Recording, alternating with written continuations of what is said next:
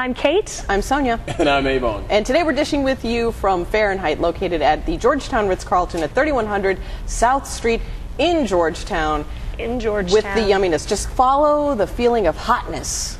You know, they have great food. I think this place is underrated. I love coming here, especially for they have these great barbecue pork sliders. Is that what we have here? Yeah, there's one of them. I'm going to steal it whenever we're done with this. But I mean, everything here is so great, and good ambiance too. I love a location like this where I feel like, yeah. In the middle of, this place used to be like an old mill or something. So it's, I like the way she says that, an old mill or something. Anyway, we're getting creative. Speaking of ambiance, and we're with someone creative. Ted is he calls himself an entertainer, singer, songwriter, model. Yeah. Hey, I didn't say that. We'll give him a ton of other titles, but I have listened to your latest CD, whatever you guys call them. Single. American Rail. Ted Garber, American Rail. That's it. No, you always have another name for CDs. They're not CDs. They're called albums. We call them albums, and I even say record, and then people want to correct me, but I just think it sounds more old school and retro to say record. Makes you sound legit, Get a little street cred. CD sounds like, beep bop,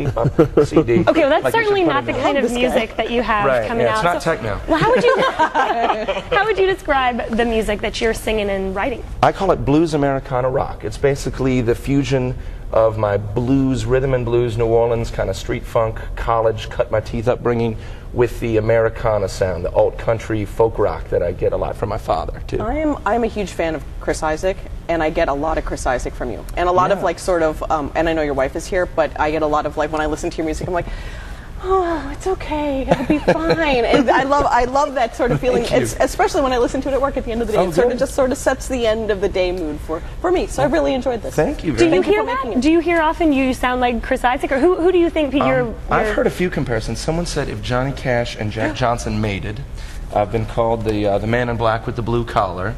Other folks have said... He's got creative friends. Yes, you do. I have heard the Chris Isaak thing, though, because I use the falsetto a lot. Being sort of a baritone that sang in bars for years and years and years, you lose that ability to just go up and down the scales, so you just cheat, and you just hit a nice Chris Isaak note and go over your And also cuts through that bar sort of sound. It does, and it cuts through the and all the women just turn. And it's nice, and it's easy to do. You can do it night after night after night. You don't have to scream your lungs out. But you want to really be, categorized in your own category, I'm sure. Well, I'm trying to categorize myself not only as an artist, as a writer, but also as an entertainer. I'm trying to give a live experience. So I'm trying to bring everybody under the tent. This is an eclectic effort in the sense that there's some elements of New Orleans here, there's some Latin, funk, some kind of salsa, samba, bossa nova tune. There's just some straight up kind of old country pop, and then some straight ahead rock and roll.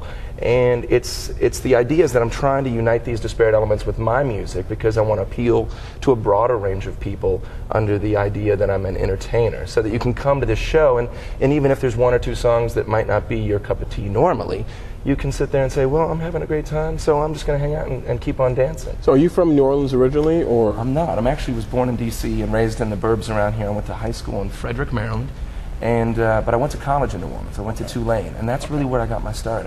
I remember I had a roommate freshman year. He was really not a very nice guy, and he told me one of the first days of school, he said, I wish you wouldn't sing because you have a terrible voice. And now, did you send him and at the reunion, I'd like to give you this. Right. Well, to my pleasure, I haven't talked to him since that first year, but he's probably at the Waffle House right now. Maybe. Well, I love the Waffle House. I'm just saying, I love the Waffle House too. If he's there, I'd probably have seen him by now. But no, I really love I love the singing. It just resonates when you're singing, when you're playing the instrument leaning against you, the way the music feels as it's coming out of you, and then realizing that's connecting with us. That sounds like you're with another person. Like, a whole body experience. Well, that's how I feel. Yeah. I mean, when I get up there, I feel like I've failed if I haven't connected with the audience. I could have the best night, and I'll come off the stage, and I'll think, man, I hit a home run. I sang and played the best I ever have. But if people aren't resonating with it, it really doesn't matter. I mean, selfishly, I think that was a great performance.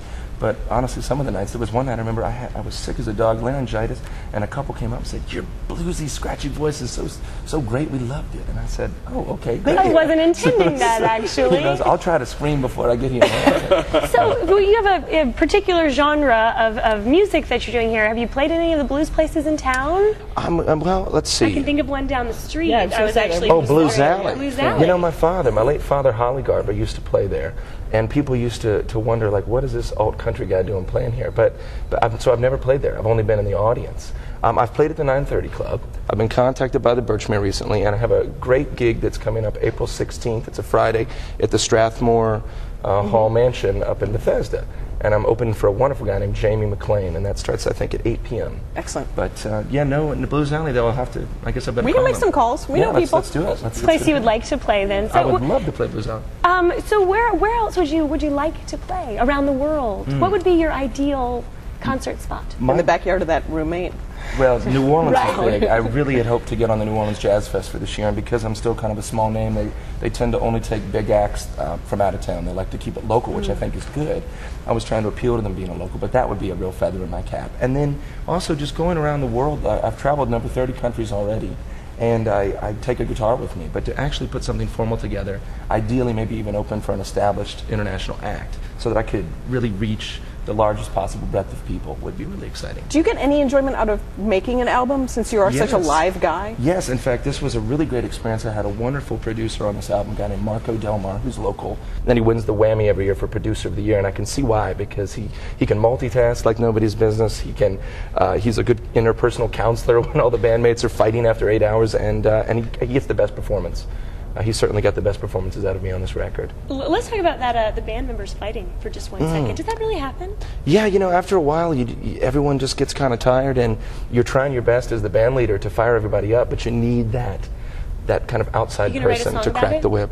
I think there's some tension on the album that you can already hear. I think some of the I need more to go rock back and roll and songs listen now, harness yeah. that. Yeah, but ultimately I work with a great group of guys on this record, and none of them do I have any ill feelings with. DC's got a great music scene. So how do you decide what band members you want to work with you based on? Because you write too, so you're writing a song, you come up with a great idea. And it's How not do you do that? Ted Garber and the. It's No, just I'm a Ted Garber. singer-songwriter, and I wanted my songs to have as big a sound around them as they could, to be as marketable as they could. So in the vein of James Taylor or Jason Mraz or John Mayer, I'm sort of my own entity. But I try to surround myself with guys that are not only consummate players, but are also just really positive people. Because that's the message I'm trying to get out there, is a message of tolerance, acceptance, and ultimately, I think, an enjoyment of life. I want to leave people with a lasting feeling of inspiration that will last hopefully the next morning. And with the multitude of ideas, and I mean, I still love to listen to this guy talk. I know he's Thank you. Yeah. Melodious. Yeah, melodious. Good. So, Mellifluous. who? Sorry. So thanks for interrupting. But I'm joking. But so with all that being said, what would be your dream collaboration, or who would you like to collaborate with? Gosh, my favorite of all time is Tom Waits. He's got the New Orleans sound. Wow. He's from California, so he's got that Western movie kind of thing. And he's just so 100% unique. And just like me, he kind of is one of these guys who grew up a little bit fast. He wanted to be an old man before he was even a young man. He would wear old hats and big jackets That's a song and drive too. an old That's a beat-up song. car.